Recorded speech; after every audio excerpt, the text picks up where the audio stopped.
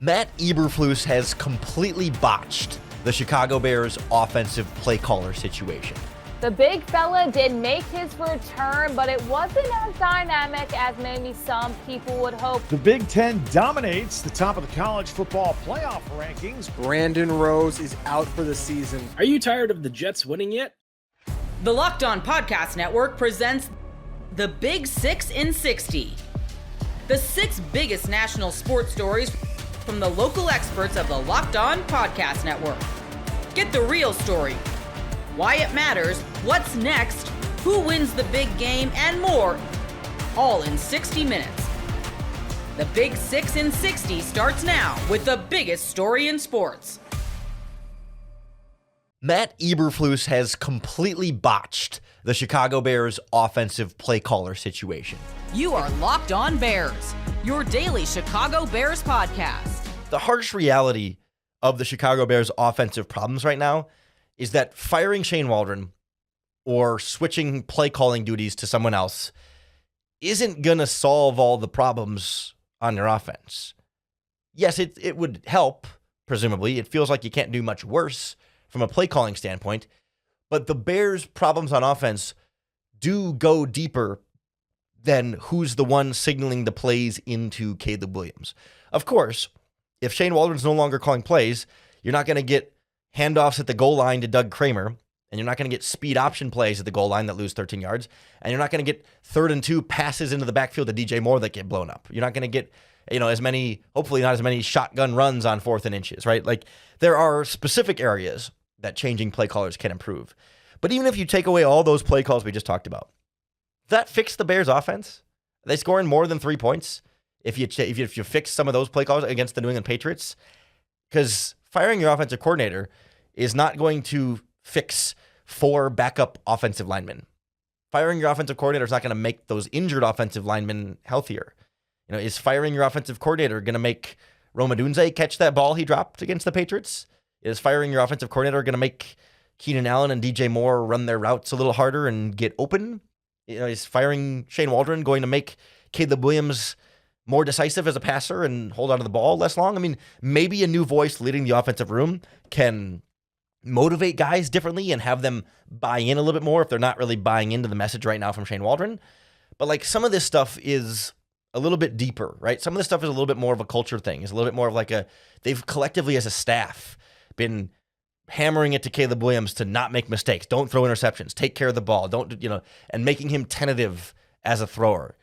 I don't think changing the offensive coordinator is just going to instantly unlock all of that again out of Caleb Williams, because whoever your new offensive coordinator would be is going to be somebody already in the building.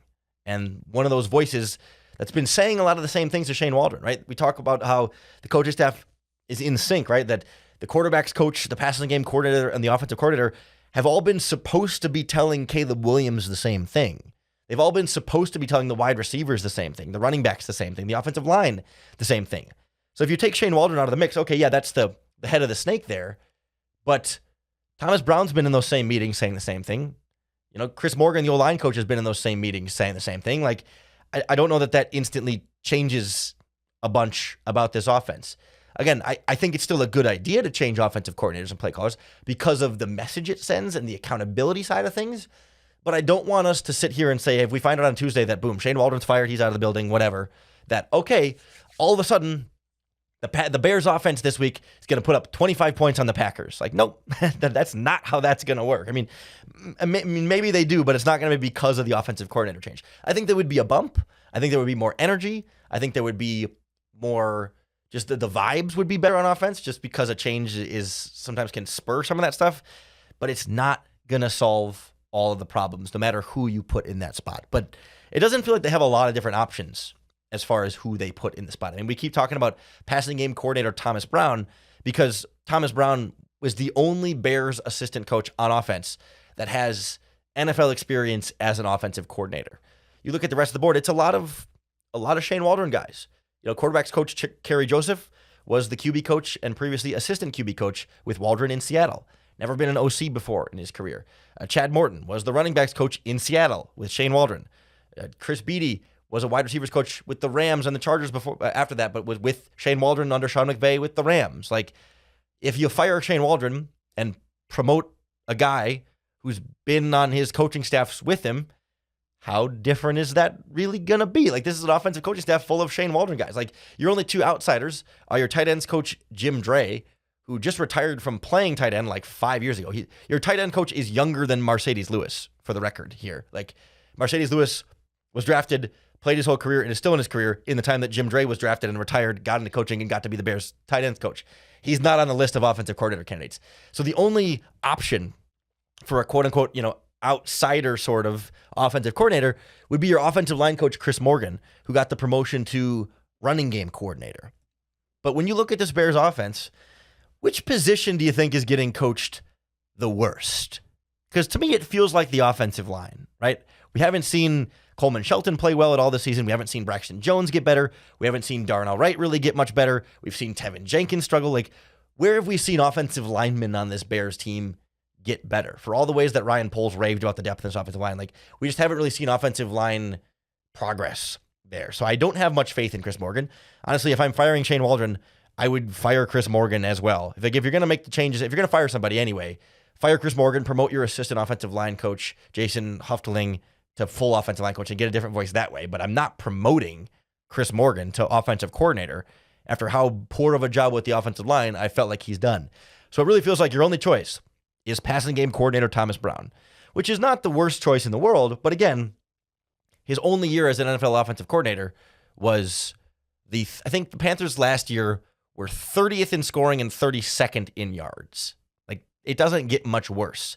And then of course, like, there was a bad Panthers team and Frank Reich was that coach, and it's not all Thomas Brown's fault, but more so just not a lot of evidence to have a lot of faith in him. I mean, your wide receivers coach Chris Beatty was a co-offensive coordinator at the college level, I think at Illinois and Maryland, if I remember correctly, a co-offensive coordinator. It's not even a full offensive coordinator, not at the NFL level. So, like, that's something, but I don't think any of those guys are going to jump Thomas Brown at this point. So it just doesn't feel like there's a great solution here. And I don't feel like any of the options are going to drastically improve your offense. So I come back to the same thing. It's accountability. It's sending a message, but it's not really fixing the problem. The offense has to find other ways to get better. Like the evaluation process and the Matt Eberflus saying, hey, we're going to make changes. Those changes have to go beyond who's calling the plays and who the offensive coordinator is. Like, you can't just do that and say, all right, we're good to go, right? You guys happy now? The offense, we did the thing. Is the fan base happy? Like, no.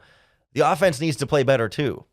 And it sure is hard to imagine they will play better against the Green Bay Packers defense, the Minnesota Vikings defense, or the Detroit Lions defense than they did against the New England Patriots defense.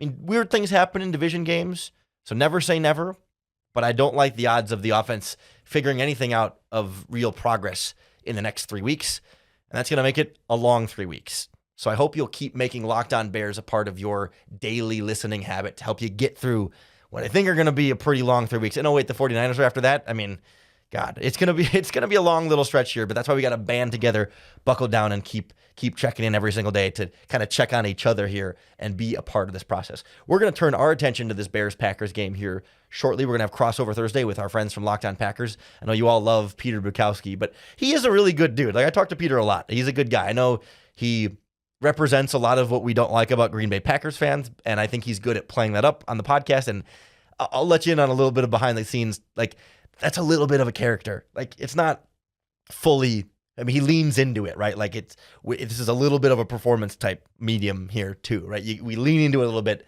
and have a little fun with it. And Peter's jabs at the Bears are a lot more calculated and in jest than some sort of like real hatred or real dislike. So you can give him a shot on crossover Thursday here, even though the Bears are definitely going to be a punching bag for Packers fans. Get ready to tackle the NFL action with FanDuel, America's #1 sports book, because right now new customers can bet $5 and get $150 in bonus bets if you win. The FanDuel Sportsbook app gives you everything you need to place live bets on the NFL all in one place. So when you get a hunch in the middle of the game, you can check out the latest stats, view live play-by-play, and so much more on the same page where you place your bets. Just visit FanDuel.com to join today. You'll get started with $150 in bonus bets if you win your first $5 bet. And that winning $5 bet could be on some Wednesday night basketball. How about that? The enigmatic Indiana Pacers head south to face the Orlando Magic. FanDuel actually has the Magic as 2.5-point underdogs in this one, despite having beaten the Pacers in Orlando once this season. That's FanDuel.com. Never waste a hunch and make every moment more with FanDuel, an official sportsbook partner of the NFL. You are Locked On Warriors, your daily Golden State Warriors podcast. Part of the Locked On Podcast Network, your team every day. Man, I'm stunned. I'm stunned how the Warriors were able to get this one done. Incredible defense from Andrew Wiggins on Luka Doncic. We saw it on the last possession. It flipped the game at times, but when it all came down to it, it was Steph Curry scoring the final 12 points and putting on a vintage performance in front of a raucous crowd. We're only supposed to have 3 topics on this show. We're supposed to go bam, bam, bam. There's a million topics to get to. Come on, let's start us off with how the Warriors were able to claw back in this game. Down by 7 with about 4 minutes left. D'Anthony Melton starts it off with a 3. Then Curry goes on his flurry, and the Dubs never look back. Down 9 when Melton hit that 3. And 9, wow. I think it was, 114, 105, I think was the score at that point, and made it 108. This was an awesome game, first of all. Start to finish, both teams were, I don't love throwing. I'm sorry, you're right. It was 7. It was 112, 105. I don't love throwing around playoff intensity, but I don't know how else you describe what was going on at Chase Center tonight. Everybody came to play. I'm not saying everyone played great, but there was no point in this game where it felt like either team took their foot off the gas pedal. There were incredible runs by both teams, incredible shot making, incredible defense, particularly by the Warriors. But the Mavs defense is nothing to sneeze at either.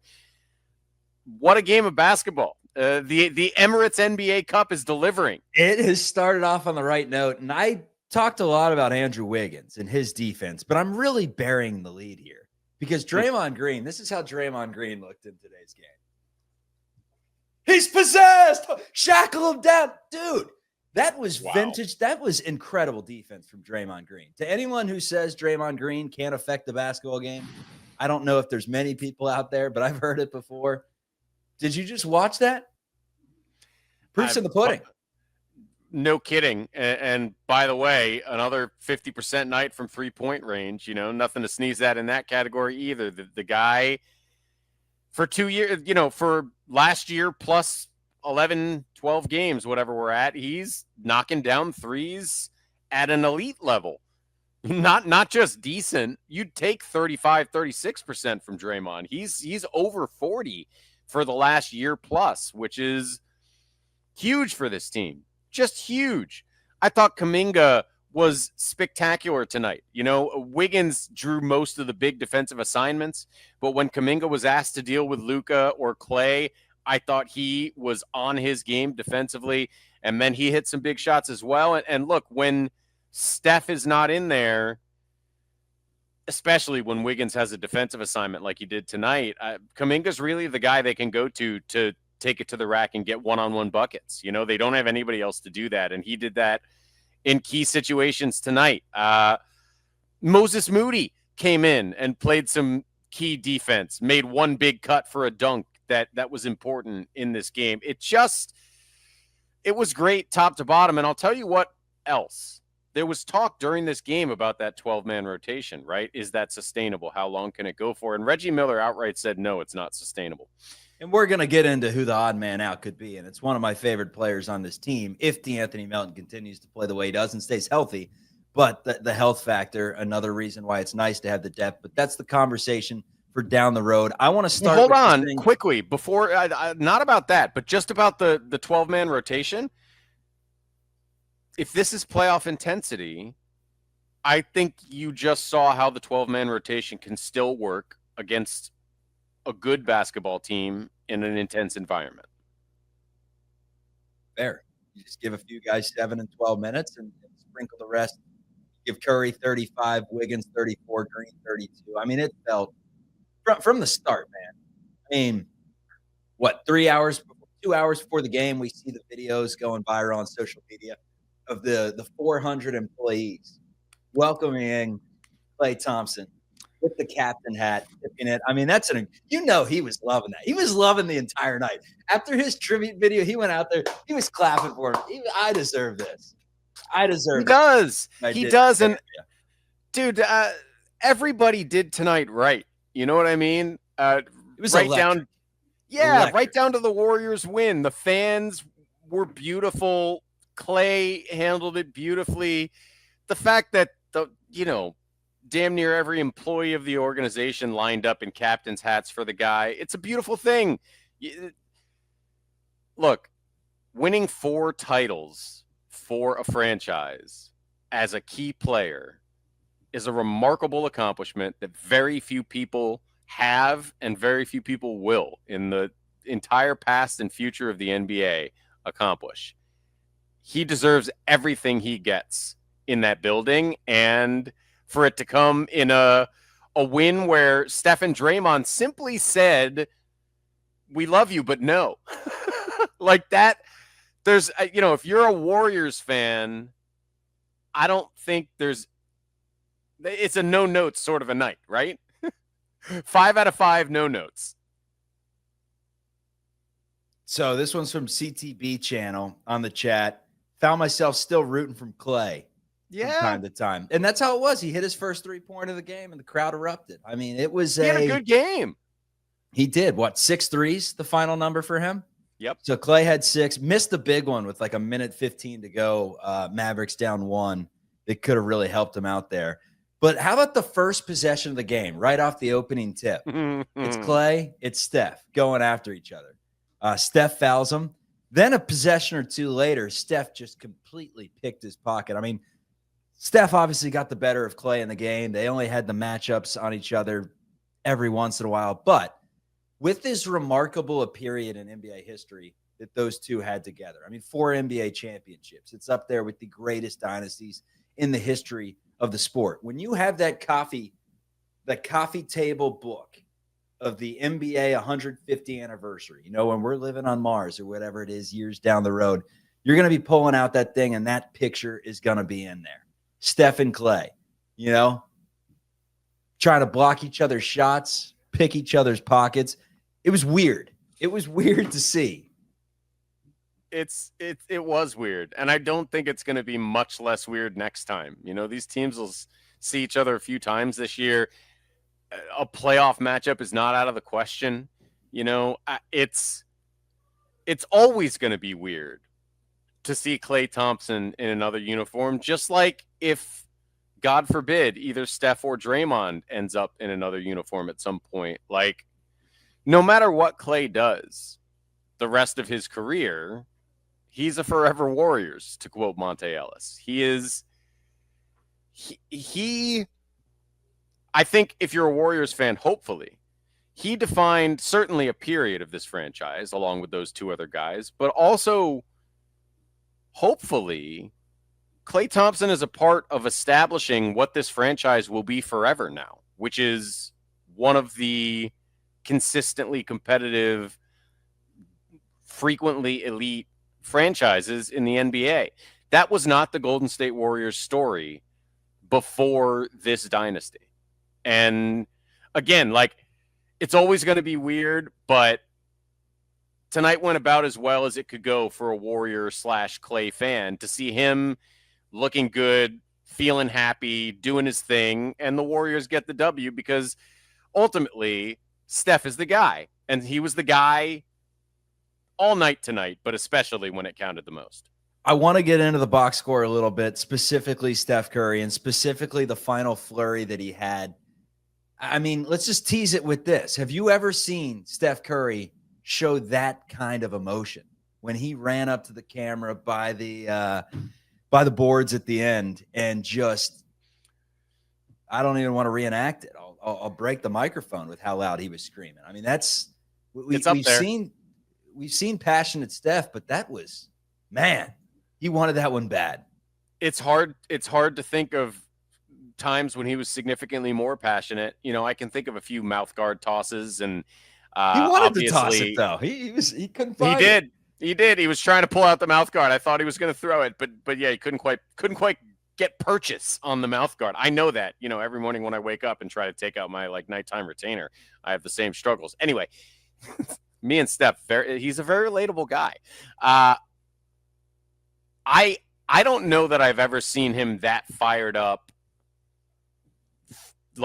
out of pure joy and winningness, right? Certainly not in a regular season game. I can't remember a regular season celebration like that, nor can I remember as reckless a night. He usually saves the night for the next 4-point game. 4-point game, 26 seconds left. Steph Curry throws out the night. It was in danger. He's got an unbeaten streak, right? Yeah, well, we saw how dangerous that was when Quentin Grimes, of all people, nailed a 3 on the next position. That could have gone very squirrely.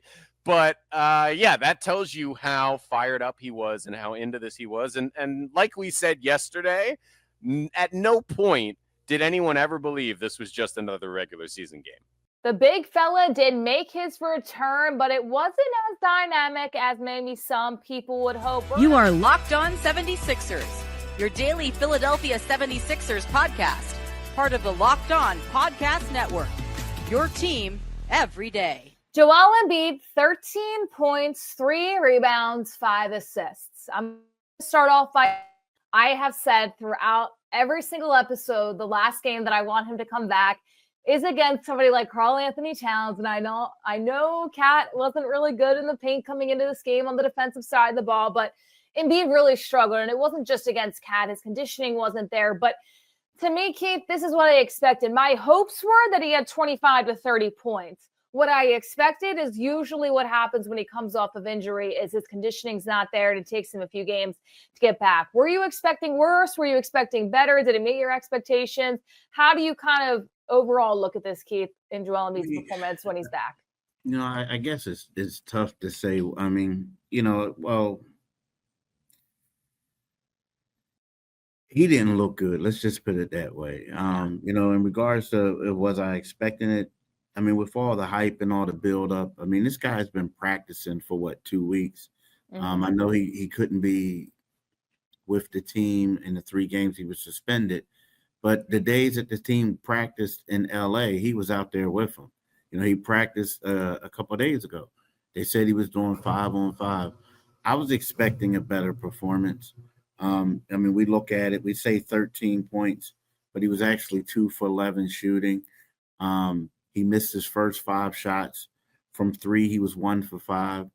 He looked rusty, which you expected. He looked a little out of basketball shape. I mean, he was gassed after 5 minutes. And then the one thing is he looked timid at times. And so, I didn't expect Karl-Anthony Towns to dominate him, and that's what he did. He dominated Embiid, if you really want to be honest with it. So, no, I did not expect that. I thought that Embiid would probably come out here and try to impose his will on national TV against him. And it raises a lot of concerns, right? Is it just because he hasn't played with this team? Is that knee really bothering him? Now, he is playing with that brace, so it's a little awkward probably getting used to that, but he's also played with having a brace on that knee before. So there's a lot of questions that kind of arise here. And I looked at it immediately and said, we've seen this with Joel before where he'll try to match the intensity of a big. For example, we've seen it with Joel Embiid and Al Horford. We're looking way back at this point where Al Horford will drain a 3 in his face and then Joel tries to do the same thing. You're saying, okay, well, why isn't Joel just playing his game? We didn't really see that match in intensity this time around. Cat was going out there doing a little bit of everything defensively and offensively. He really set the tone for New York coming into this game. And Joel Embiid looks like he hasn't played basketball since the summer, and he really hasn't been. But what we've been hearing, Keith, is he's been dominating in practice. He's going throughout these scrimmages. He's looking really good. To me, I understand that there's a difference between practice and game, and this is kind of where I figured Joel would look. But this looks like somebody that really hasn't been dominating in practice. Maybe Andre Drummond's not giving him enough run for his money. I don't really know, but he looked absolutely gassed out there. And this worries me if he's not going to continue to play those back-to-backs, because where is that conditioning going to lie when all of a sudden he's in one game and out the next? Yeah, you're right. I mean, there was one time when he was knocked to the ground, he fell to the ground, like he was down there like like on his back, and the thing about it is you're right. There's two things. One thing, you can't always believe what you hear, right? People are always going to say they dominate, they do this and that. But I also think that, practice is different from the game because you can stop it. It's like controlled. You just don't keep running up and down the floor. But also, I think a lot of the problem is with Joel is, and he said it, is like mental. He has to get over the mental thing. There was times in the past where Joel would just power his way to the basket, or he would do a move, he would do this and that. He just seemed a little too timid, like he didn't want to exert himself for fear that he would get hurt, right? And then when you compound that with, you know what, I'm not quite in basketball shape yet, it looks bad at certain times in the game. And that's exactly what happened.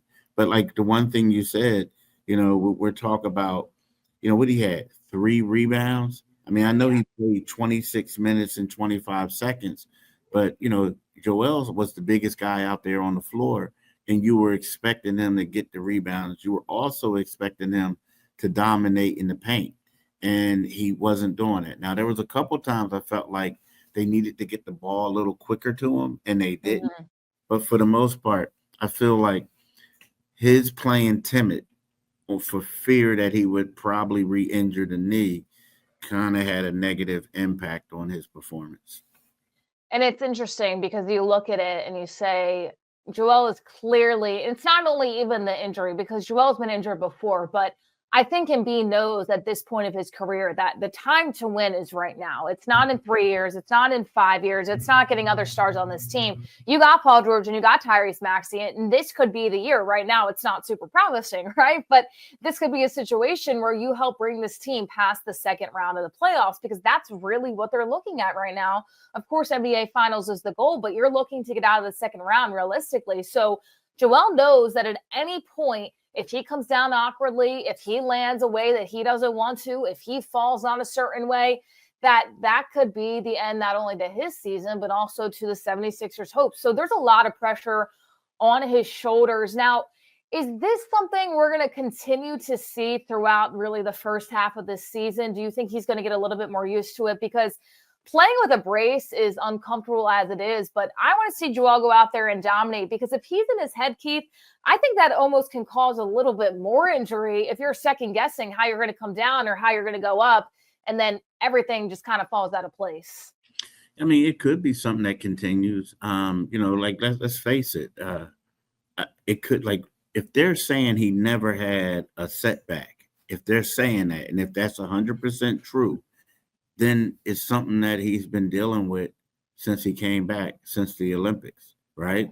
So, mental thing can impact you negatively. Now, again, he's saying it could change the next game. It could change in 2 games.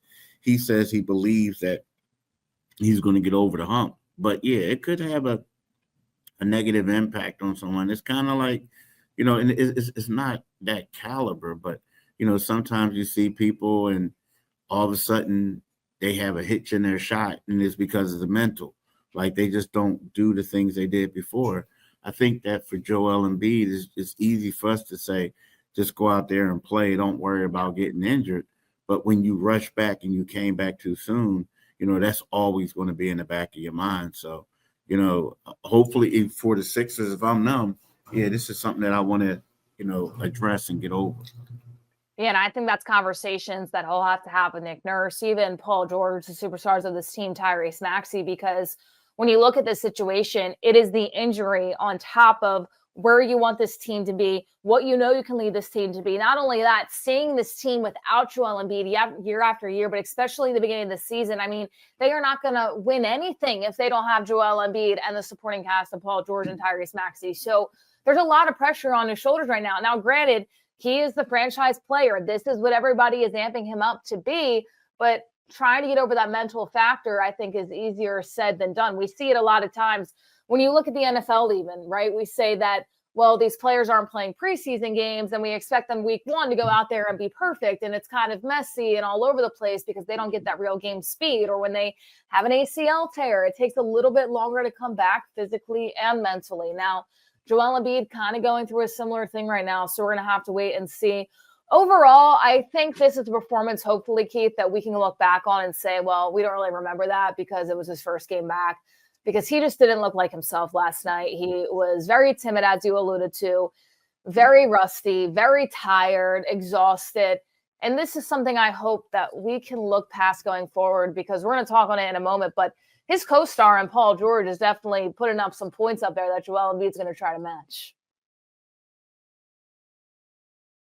Guys, ever feel like you need a little boost in the bedroom? It's time to stop worrying about your performance and get Hims so you can feel confident knowing you can get hard and stay hard whenever you're in the mood. Hims is changing men's healthcare by providing you with access to affordable sexual health treatments from the comfort of your couch. Hims provides access to a range of doctor-trusted ED treatments like chewable hard mints and Viagra and Cialis, and their generics for up to 95% cheaper. The process is 100% online, so there's no need for uncomfortable doctor's visits. Start your free online visit today at hims.com/lockedon. That's HIMS.com/lockedon for your personalized ED treatment options. hims.com/lockedon. The products mentioned are chewable compounded products which are not approved by or verified for safety or effectiveness by the FDA. Prescriptions require an online consultation with a healthcare provider who will determine if appropriate. Restrictions apply. See website for details and important safety information. Subscription required. Prices vary based on products and subscription plan. The Big Ten dominates the top of the college football playoff rankings. You are Locked On Big Ten, your daily podcast on the Big Ten Conference. But the College Football Playoff Committee released its second round of its playoff rankings on Tuesday night, and it's all Big Ten at the top. Oregon Ducks remain at number 1. Ohio State Buckeyes still at number 2. Texas at 3. And then back to more Big Ten teams with Penn State at number 4. And the Indiana Hoosiers at 10-0 are at number 5. BYU, Tennessee, Notre Dame, Miami, and Alabama round out the top 10. Ole Miss is 11th. Georgia is 12th, but they would be the first team out. If the season ended today, Georgia is not a playoff team. Boise State at 13 would get in as a conference champion. SMU is the second team out right now. By the way, a quick comparison. Remember last week we were a little bit critical of how the top 12 just seemed to mirror what the AP was doing, the AP poll. The AP poll, very similar up top with the top 5 with Oregon, Ohio State, Texas, Penn State, and Indiana. They have flipped Tennessee and BYU. Notre Dame is 8 in both polls. Alabama is 9th in the AP, but 10th in the college football playoffs. Miami is 9 in the playoff poll, but they're 12th in the AP, for example. But anyway, we pay less attention to the AP poll and more attention to this college football playoff poll because that's the one that is very important. And we'll look at the playoff seedings as if the season ended today. We'll do that in just a moment. As we mentioned in detail in yesterday's Locked On Big Ten podcast, you can go back and check it out, by the way, on YouTube or talkbig10.com. The Oregon Ducks heavy lifting appears to be over as far as the remaining schedule goes, with games at Wisconsin this weekend and then a bye before the season finale against Washington at home. A reminder regarding the Oregon at Wisconsin game Saturday. Locked On Big Ten will go live on YouTube immediately following that game. So we invite you to check us out. Put that on your calendar. We'll be there. We'll have immediate reaction to that game and all the other games throughout the day around the Big Ten. Plus, we look forward to your live real-time comments there as well. As we said in that podcast yesterday, the only thing that could really stop the Ducks right now is themselves. They can't have any more 12 penalty games like they did last weekend, and they need to stay healthy. That's another item that's been a little bit borderline lately. They've suffered some injuries as of late. Where things really get interesting in the Big Ten is next week when Indiana plays Ohio State. Looks like it'll be a top 5 matchup. The Hoosiers are preparing for that game. They're off this week with a bye week, getting ready for the biggest game maybe in school history. Got a whole 2-week period to prepare for it with the bye. this week. Meanwhile, the Buckeyes are in action this weekend. They'll take on Northwestern. That'll be at Wrigley Field as a tune-up, if you will. It seems likely that the winner of the Indiana-Ohio State game would then play Oregon for the Big Ten championship in December. Now, that's not set in stone. Things can happen. A lot of football still left to play. Of course, Penn State's still in the mix as well. We do know that next week's IU-Ohio State game will be the big noon kickoff game on Fox. Again, that's next weekend. And then the Hoosiers have their season finale against Purdue, who has struggled this year. And, of course, the Buckeyes will close out against Michigan. But, again, let's not forget Penn State as well. They're in the mix as a one-loss team. Their 3 remaining games are at Purdue and at Minnesota, which Penn State better not take lightly, and the season finale at home against Maryland. All right, so with all the ratings information we have as of today, let's take a look at the projected playoff matchups as if this were the final poll, as if the season were over. This will change a couple more times, a couple more weeks, but this is how things stand as of today based on the information we got Tuesday night. And remember, there's a difference between rankings and seedings in the playoff because the conference champions will be put in a higher spot. For example, Ohio State's ranked second, but because Oregon is ahead of them, the best seeding that Ohio State could have is 5. All right, so we'll explain it all going on. This is as if the season were over today. It would be 12 seed Boise State taking on 5 seed Ohio State. Ohio State would be the home team there. The winner of that would then take on the 4th seed ranked team, which is the 4th seeded team, Miami. Again, they're ranked 9th, but because they'd be an ACC champion under this scenario, they would get the 4th seed in a bye. Miami would. So Boise State take on Ohio State. The winner of that game would take on Miami, hypothetically. The 9-8 game, Notre Dame at Tennessee. The winner of that game would play the number 1 seeded and number 1 ranked Oregon Ducks. Ole Miss, big win last weekend, right? They're the 11th seed. They would take on 6 seed Penn State at Penn State. That'd be a home game at Happy Valley. The winner of that would take on the 3 seed BYU the following week. And then 10 seed Alabama would take on 7th seed, but 5th ranked Indiana at Indiana. Now, there's a lot of talk, wouldn't that be great if that game were in Bloomington? I have a hunch that if Indiana gets a home football game in a college football playoff scenario, as much as I would love it to be on campus and be at Memorial Stadium, which holds about 53,000 people, I'm pretty sure that game would get moved to Lucas Oil Stadium in Indianapolis. The home team would have the option to do that. You just got way more tickets to sell. There's just too much money. I think that's what they would do. Anyway, Alabama and Indiana, the winner of that game, hypothetically, would then take on the 2 seed Texas Longhorns. So all that. Again, if the season ended today, the Big Ten would have 4 teams in the playoff. The SEC would have 4 teams. And again, Georgia would not be in. 1 ACC, 1 Big 12, 1 Mountain West team would be in there. Other teams lurking just on the outside.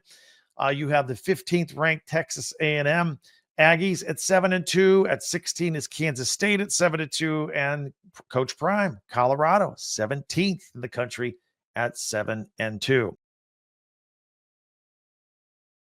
Game Time has a new feature called Game Time Picks that makes getting tickets for your favorite live events even easier. Game Time Picks filters out the fluff to show you only incredible deals on great seats, so you don't have to waste time searching through thousands of tickets. Curation makes it easier to save more on sports, concerts, comedy, theater, and more near you. You can take the guesswork out of buying tickets with Game Time. Download the Game Time app, create an account, and use code LOCKEDON for $20 off your first purchase. Terms apply. Again, create an account and redeem code LOCKEDON for $20 off. Download Game Time today. What time is it? Game Time. Brandon Rose is out for the season. You are Locked On Utes, your daily podcast on the Utah Utes. Josh, we've got to start with the breaking news earlier today. Steve Bartle reported that Brandon Rose is indeed done for the season. He'd led Utah's offense to some brief success against BYU. 12 for 21 overall, 112 yards, 2 touchdowns, and interception. This really hurts because you are, like I said, playing a good Colorado team. Brandon Rose right now was this team's best option to win moving forward. His ability to tuck in and run, I thought were really key. He's better at that than Isaac Wilson is, and he was just playing better football. So it's really hard to not only lose Brant Keithy earlier in the week, but now Brandon Rose as well. Yeah, absolutely, man. I hate that for him. Injuries like that, they take a lot of time to come back from. So it's a long recovery process. And like you said, he was the best option moving forward because, watching him in the first half, I'm like, okay, yeah, he can get out of there. I like his how quick he was to make a decision to get out of there, to get out of the pocket. So I hate that, he got injured and that he can't. He's gonna miss the rest of the games moving forward. It's tough. But like Coach Wood always says, next man up. I think what Utah needs to do, with Zach Wilson is go back. Isaac, yeah. Yeah, Isaac. Oh my God, I keep getting them mixed up. No, hey, with what you did in 2019, you got good. You already beat BYU. You got good graces. You can make that mistake. Yeah, absolutely. But I think they need to take go back to the games where he was successful and take a look at what he did well, and then just kind of hone in on that. Figure out what they could tweak, what they could do differently, how they could make things look differently, but still keep it simple for him. And I think that's kind of how Utah will have some sort of success, kind of with these last 3 games left. I agree, but it does not get easy this week. I originally thought the toughest game remaining on Utah's schedule was going to be Iowa State, but as the Cyclones have stumbled, the Buffs have started to soar. Coach Prime, Deion Sanders has got that team rolling. They are 7-2. Their only loss outside of the loss to Kansas State, what was the Nebraska one earlier in the season, and even the loss against Kansas State, right? That was 31-28. They've won 7 of their last 8. They've won their last 3 games by 11 or more. Shedeur Sanders, Colorado's quarterback, for my money right now, would be the number 1 pick in the NFL draft. I think he's playing exceptionally well. He's thrown for 2,882 yards. That's 6th in the nation. Last week, I brought up how Jake Retzloff had never thrown for 250 yards against a Power 4 team in the season. Shedeur's done that in every single game but one, when he had 244 yards against a Power 4 team too. So he's absolutely balling right now. We'll get to some of the weapons, and obviously they got a guy who we'll talk about in a moment. And Travis Hunter, you know his name. He's dangerous, but I really think slowing down Shedeur Sanders is where it starts for Utah, and that is a lot easier said than done. Yeah, absolutely. Shedeur is everything that everybody is seeing. You know what I mean? He's putting it on tape. He's consistent. I think what you do with Shedeur, I think where he struggles at is kind of improvising. Once the pocket breaks down, now he does have enough in him to get the job done. But I think what they need to do is find a way to flush him, because I think we have athletic enough players, in Karina Reed. I think they'll easily track him down for sure. I would like to think the BYU quarterback was a lot more better mobily than Shedeur is. I actually like the BYU quarterback. He could throw the ball, but I think that's what they do. That's obviously, like you said, easier said than done, but to me that's the recipe. Like, you figure out a way to get him uncomfortable, and that's how you can at least deal with one problem with taking down Colorado.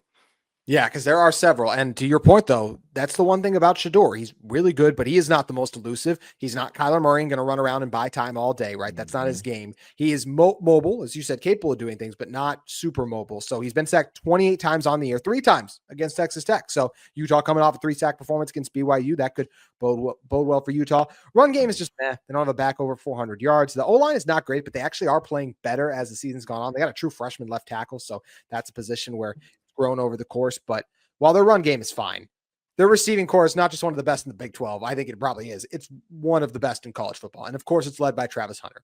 806 receiving yards, 9 touchdowns. But of course, the reason he's a Heisman contender is the fact that he goes both ways. And he is a special playmaker. Josh, what do you think about Travis? How does Utah try to tire him out? And as a former defensive back, just how impressive is it that he goes both ways?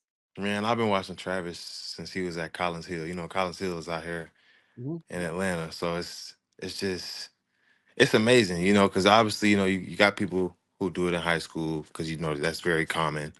But to do it at the Division I level, Power Five, and to be consistent. You know what I mean? It's one thing to actually, just do it, but for him to be consistent and as productive as he is nothing short of amazing. Like I truly believe he is the best athlete, just pure athlete in the whole entire nation. Like out of every single college football team is Travis Hunter without question. Yeah, he's unreal. And Utah is going to have to try to wear him out on both sides of the ball, and they really got to tackle. And Josh, this is something I wanted to ask you too about. Like, you're playing Shador Sanders, you're playing a guy like Travis Hunter who can break off the tackles. This is a Utah team that plays a lot of man, so you're going to give up some NFL throws. I'm concerned because Shador can make those NFL throws at an incredibly high level. Yeah, like like I said, Shador is putting it on tape. He can make all the throws. He can the short throws, deep throws, everything. He can make it all. Having seen Utah's DBs in person, how do you feel about them matching up with Colorado's receivers and just Shador? It's doable. I believe it's doable. I really feel like this is one of those games where you have to be on your P's and Q's though. You have to really, it's got to be one of those games where it's like you got to have a game of your life. Like you got to be so locked in that you can't mess up. Every I feel like every DB has a game like that. And for either one of those corners, I like out of Cameron Calhoun and Zemiah Vaughn, this is going to be one of those games for them where they have to, no mistakes, good technique, good eyes, good feet, every single play for full 60 minutes. Full 60 minutes. That's how you compete with Travis Hunter. Because obviously Travis Hunter is one of those athletes, like he's gonna make plays. It's just how are these DBs gonna respond when he does make plays? Are they gonna, give up multiple chunk plays, or maybe they give up one chunk play and come back and get an interception? That's what they have to do in order to stifle this Colorado offense. And this Utah defense has been really good. I mean, among Power 4 teams, they rank 9th in total points given up on in points per game given up on the season. 17 points per game given up. That's 9th best in the country. And that's where obviously the offensive struggles have led to this team's rough turn it's taken on their season as they've nosedived on a 5-game losing streak than what the offense has done. Really quick on the Buffs defense, 68th best defense in terms of total yards at 367 per game, but they have held their last 3 opponents under 30. Utah hasn't cracked 30 in a long time. It was Utah State the last time. And unfortunately, Josh, I even look and I go, well, we did see Wilson move the ball against Oklahoma State. And while that leaves me a little encouraged, I looked today at a stat that really made me sad. Oklahoma State is the second worst FBS defense in the country in terms of total yards. Only Kent State is worst. So that does not give me the most confidence about like, well, at least we can pull from this one game of, oh, that was against this bad of a defense. So, and Colorado's defense has been doing some better things as of late too. It's going to be a fun matchup this weekend. It's big noon kickoff, the national spotlight. I know it's a little early, 10 a.m., but I love having it on big noon kickoff, the bigger spotlight, even in a year where Utah's not great. Still always great to have a big game. You get Joel Klatt, Gus Johnson. Joel Klatt, the guy who always says death taxes in Utah football too. So I think it'll still be fun to see how this team performs. Get ready to tackle the NFL action with FanDuel, America's #1 sports book, because right now new customers can bet $5 and get $150 in bonus bets if you win. The FanDuel Sportsbook app gives you everything you need to place live bets on the NFL all in one place. So when you get a hunch in the middle of the game, you can check out the latest stats, view live play-by-play, and so much more on the same page where you place your bets. Just visit FanDuel.com to join today. You'll get started with $150 in bonus bets if you win your first $5 bet.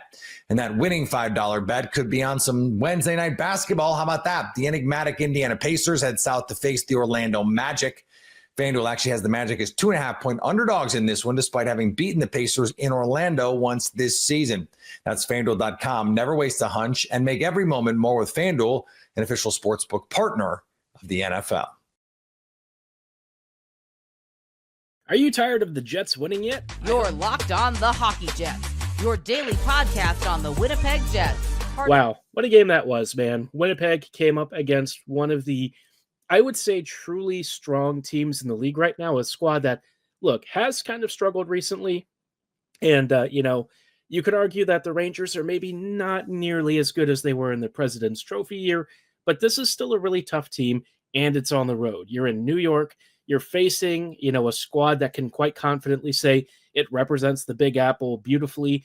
And instead of really shying away from the moment and having maybe a repeat of the Toronto Maple Leafs game, the Jets came in and they kicked butt. I'm not allowed to swear on the podcast, so I can't use the word I was going to.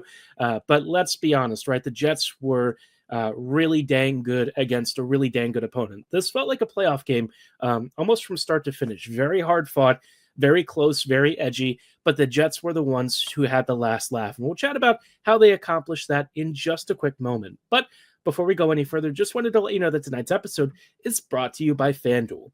You can start the season with a big return on FanDuel. New customers can place a $5 bet, and you'll get $150 in bonus bets if that first bet wins. Visit FanDuel.com to get started. Now, like I said, the Jets have come away with a big 6-3 victory, and this game has now pushed the Jets to 30 points on the season. I want you to take a moment to think about that. 30 points through 16 games is an almost unheard of pace. Teams in the modern era of hockey simply do not do this just 16 games into the season. It's never been done before. Every win that the Jets add just further cements this as, the best start in NHL history, and it'll make it that much more unreachable for every team every year after, as long as this league exists. So Winnipeg really is just paving the way. They have a I can't believe I'm even saying this. They have a 938 points percentage, which is just, I never in my wildest dreams have I seen something like this.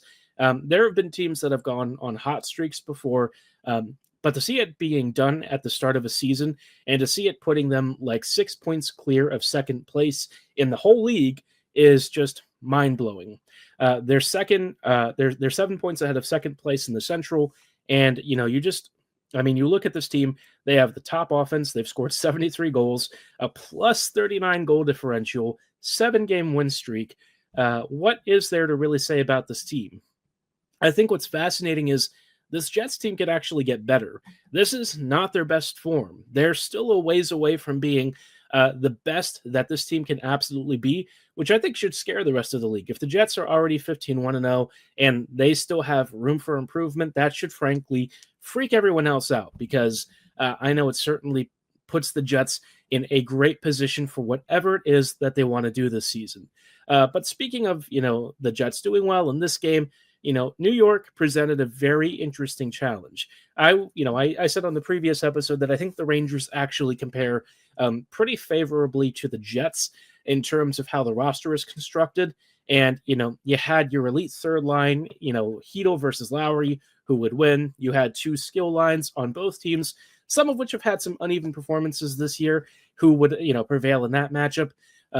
You have some blue line units that are maybe not the best pairings in the league, but they do have some decent puck moving ability. How would that fare? And then you've got the goaltending matchup of two of the league's best goalies between Shesterkin and Hellebuck. And in this case, they actually did go with Shesty. Quick was originally slated to start, but then they switched it pretty late, so he got the nod instead of Jonathan. And it was just a full tilt match. Both teams played a very close style. I think the Rangers really tried to press through the neutral zone and catch the Jets on high press turnovers and stuff. Unfortunately for New York, they also ran against Connor Hellebuck. He just happens to be, a miracle worker in net. Every time the Rangers felt like they had a really good chance, Hellebuck came up with some just jaw-dropping saves. And then the Jets would counter and kind of catch New York flat-footed. And it was especially noticeable on some of the late 2-on-1s. You saw the Nemesnikov and Ehlers one where there was a little bit of fortuitousness there in how that whole sequence and breakout worked. I think that there were a few bounces that maybe went Winnipeg's way. And, you could argue that, maybe the Rangers deserved one or two more goals. I would say, though, that, how the Jets played was about as good of a road game as you could ask for. The biggest thing is that, after the Rangers scored a few goals, Winnipeg just really shut down a lot of their transition game. It became an absolute slog for the Rangers to try and create anything through the neutral zone to get into the offensive zone. And Winnipeg has a couple of big advantages. The Rangers' power play and goaltending is very good. Winnipeg's is simply better. I think you saw the kind of puck movement that I was referring to in terms of the power play with that Velarde goal, which can we just take a moment and talk about how sexy that was? That's one of the best goals that I've ever seen a Jets player do. And I feel like I say that like once a week now. So maybe I need to start raising my standards. Apparently the Jets only score absolute bangers. So what a night from him. I'm actually going to talk a little bit later about the top line because I feel like it deserves a special mention in tonight's performance. I know you'll probably see some underlying numbers that maybe paint a slightly more nuanced picture, but I think the top line really does deserve some roses for tonight's game. But we'll chat about that a little bit later.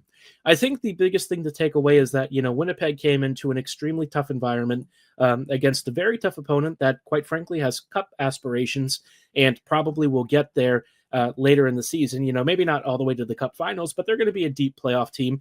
And they kind of just outplayed them for the most part. I mean, there was really nothing else to say other than the Jets came in, they took care of business. They were very opportunistic when a Ranger made a mistake.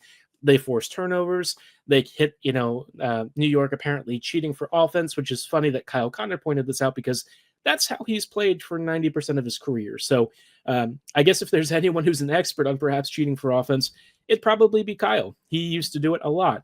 Sometimes even still does it now. But, this was just a very intense, very back and forth game. And Winnipeg, I think for me, just put on a really good effort. This was Hayden Fleury's first game back into the lineup. Smart decision, in my opinion. Stanley has done about as well as you could hope for from some of his, good shifts and maybe some of his rougher shifts. But this was a game where you probably wanted Fleury's skating to be a little bit more of a focal point. And at the end of the day, the Jets' top players showed up and the Rangers kind of got plastered. The battle of the third lines actually went a little differently than I expected. The Lowry line really didn't have the greatest evening, but I think that they ate some tougher matchup minutes. They didn't give up a ton, and it allowed some of the top skill lines to maybe take advantage of some of the Rangers' mistakes and stuff. So, yeah, what a game. Huge night for Winnipeg. They are, of course, the fastest team to 15 wins in league history. And every win that they now add to that just makes the legend of this team even more impressive. And the fact that they can do this while also adding to their franchise win streak is just hilarious. I mean, this team is just a joke. It's nuts to watch this squad just go in every game and somehow come out with a win. The fact that they've only lost one game through 16 is just mind-blowing. Never seen anything like it. And I hope we just keep seeing them continue to add crazier and crazier records throughout the season. But I did mention that I thought it'd be worth talking about a particular top performer from this evening, and I'm going to give the roses to the top line. And I want to talk about them in a little bit more of a broader context because I said, at the start of this year, I was very suspicious of how they would do, right? Last year's 30, 40 game sample of Kyle Connor, Mark Scheifele, and, Gabriel Velarde, if we're being honest, wasn't great. It was a really rough performance. And the best you could hope for is that they were maybe a bit, under break even for scoring chances, but that you would hope that their natural talent would outscore their problem.